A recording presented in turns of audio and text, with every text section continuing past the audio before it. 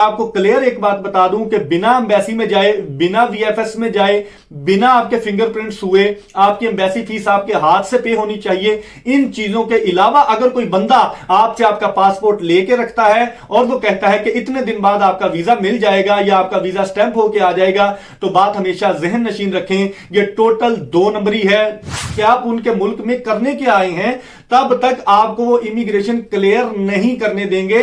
इस तरह के कई वाकयात हैं हमारे पास कि लोग यहां से ट्रैवल करके चले गए हैं, पाकिस्तान में भी एयरपोर्ट की सेटिंग आपने कर ली है, लेकिन जब आप अगले मुल्क में पहुंचते हैं इमिग्रेशन आपसे सवाल करती है। अस्सलाम वालेकुम दोस्तों, मेरा नाम हाफिज उस्मान है और आप आईगल वीजा के प्लेटफॉर्म से मुझे देख रही हैं। कैसे हैं आप सब? उम्मीद करता हूं आप सब खैर आफियत से होंगे। स्पेन का visa, Schengen visa done base पर सिर्फ और सिर्फ 45 लाख रुपए में 1 भी रुपया आपने पहले नहीं देना। वीजा लगने के बाद टोटल पेमेंट करनी है और सबसे बड़ी बात यह है कि बिना बैंक स्टेटमेंट के, बिना किसी फाइनेंशियल डॉक्यूमेंट के आपको यह विजिट वीजा दिया जाएगा।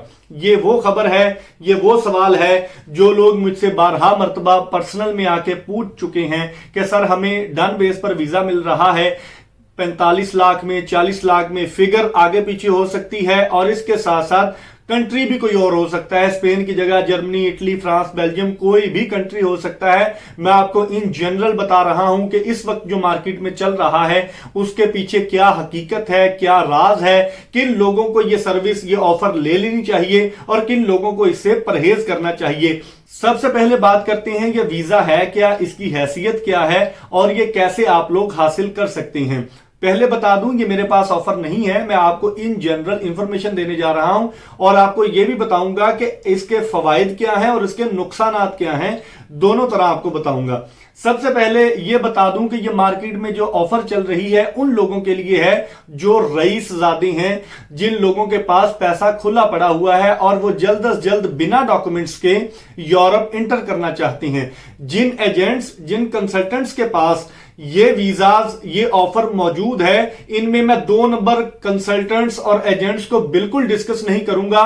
ये आपने खुद वेरीफाई करना है, खुद तसल्ली करनी है कि आपको जो वीजा दिया जा रहा है वो रियल है या कि फेक। मैं आपको क्लियर एक बात बता दूं कि बिना एम्बेसी में जाए, बिना वीएफएस में जाए, बिना आपके फिंगरप्रिंट्स हुए आपकी एम्बेसी फीस आपके हाथ से पे होनी चाहिए। इन चीजों के अलावा अगर कोई बंदा आपसे आपका पासपोर्ट लेके रखता है और वो कहता है कि इतने दिन बाद आपका वीजा मिल जाएगा या आपका वीजा स्टैंप होके आ जाएगा, तो बात हमेशा जहन नशीन रखें, ये टोटल 2 नंबरी है, गलत बात है, रॉन्ग नंबर है। तो आप लोगों ने ये जो मैंने हिदायत की है ना, आपको इन चीजों को मद्देनजर रखना है, देखना है। किसी भी तरह आपको कोई भी बंदा करोड़ रुपए में भी वीजा दे रहा है, लेकिन अगर वो वीजा खुद स्टैंप करके आपको आपके पासपोर्ट पे दे रहा है तो वो बंदा आपके साथ 2 नंबरी कर रहा है। अगर कोई बंदा आपको 40 लाख में, 45 लाख में वीजा दे रहा है तो याद रखिए आपने पासपोर्ट एम्बेसी में या वीएफएस ने अगर सिलेक्ट किया है, एम्बेसी ने वीएफएस को, तो आपने वीएफएस में जाके खुद पासपोर्ट सबमिट करना होता है, अपने फिंगरप्रिंट्स देने होते हैं। इसके साथ साथ आपने वहां पर अपनी फीस भी सबमिट करना होती है। तो अगर यह काम आपसे आपका एजेंट नहीं करवा रहा तो याद रखें वो आपसे 2 नंबरी कर रहा है। आपने बिल्कुल भी कोई भी पैनी, कोई भी पैसा उसको पे नहीं करना। अब आ जाए उन लोगों की तरफ जिन लोगों ने यह काम रियल में लीगली करवा के देना है आपको। तो ऐसे बंदे पाकिस्तान में मौजूद हैं जिनकी एम्बेसीज में सेटिंग है, एम्बेसी में उनकी जान पहचान है, क्योंकि पाकिस्तान है, यहां हर चीज पॉसिबल है। तो एजेंट हजरात भी ऐसे मौजूद हैं जिनकी एम्बेसी में जान पहचान कह लें, आप उनके ताल्लुकात कह लें, किसी भी तरह वो आपको वीजा स्टैंप करवा के देते हैं। वो वीजा भी जेन्युइन होता है उस सूरत में जब आप खुद जाके अपनी एप्लीकेशन सबमिट कर रहे होते हैं, उस सूरत में आपको वीजा जेन्युइन मिलता है और आपका वीजा स्टैंप होके या वीएफएस में आता है या फिर एम्बेसी आपको खुद मेल करती है कि आपका वीजा कुछ दिन बाद स्टैंप हो गया है, आप अपना वीजा आके, अपना पासपोर्ट आके रिसीव कर लें। तो ये बात तो क्लियर तय है कि जब आप खुद सबमिशन करेंगे तब ही आपका वीजा जेन्युइन होगा।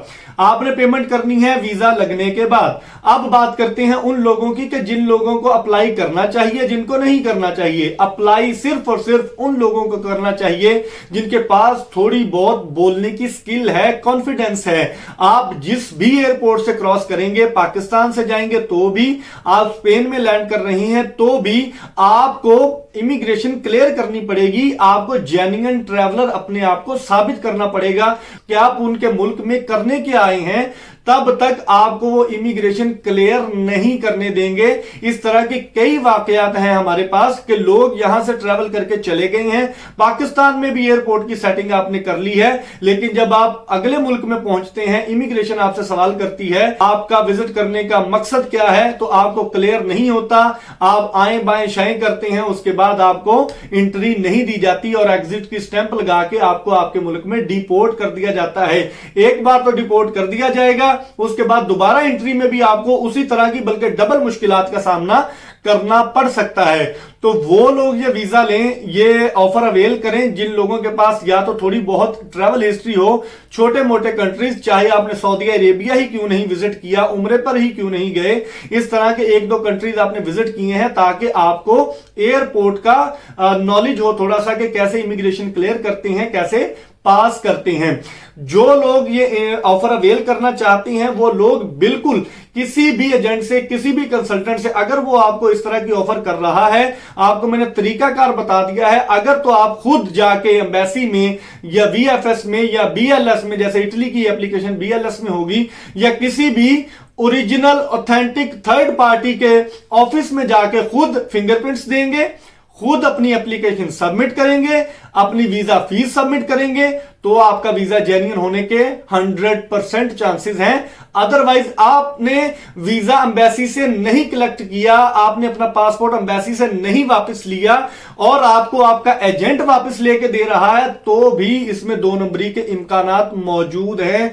तो आपने इस बात से कतई तौर पर एहतियात करनी है। मैं ई वीजा की बात नहीं कर रहा, मैं शेंजन वीजा की बात कर रहा हूं।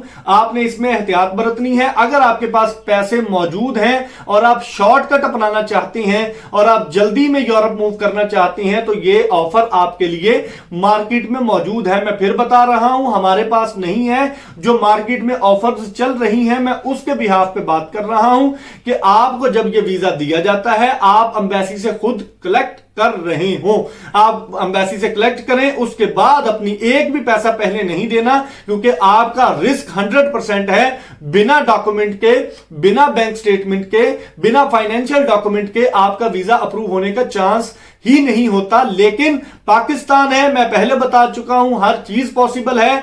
काम यहां पर 2 नंबर होते हैं। हमने वीजा ऑफिसर्स, एम्बेसी के लोग, एम्बेसडर्स को भी अपने जैसा कर लिया है, एजेंट माफिया ने अपने साथ मिला लिया हुआ है, तो ऐसी चीज पॉसिबल होती हुई नजर आती है। तो आप लोग जिस पे भी एतमाद कर रही हैं, एक तो रिटर्न उसके साथ एग्रीमेंट करें, उसके बाद उस पर टाइम देखेंगे कितना टाइम वो आपको दे रहे हैं, 20 दिन दे रहे हैं, 30 दिन, 40 दिन, जितना टाइम पीरियड दे रहे हैं, उसमें अगर आपका वीजा स्टैंप हो जाता है तो टोटल पेमेंट आफ्टर वीजा होगी।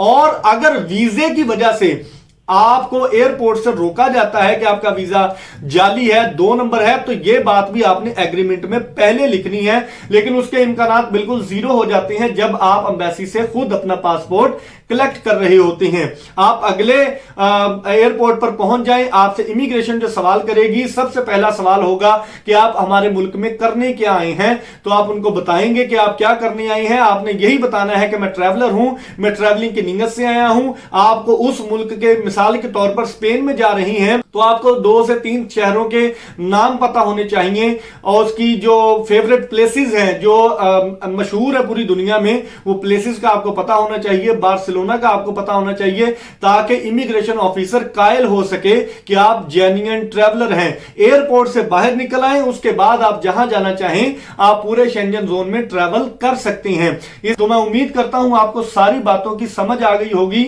अगर कोई बात रह गई हो तो आप मैसेज करके पूछ सकते हैं, नीचे कमेंट बॉक्स में सवाल कर सकते हैं। तो कल तक की वीडियो के लिए अपने मेजबान हाफिज उस्मान को इजाजत दीजिए। दुआओं में जरूर याद रखिएगा। अल्लाह निगहबान।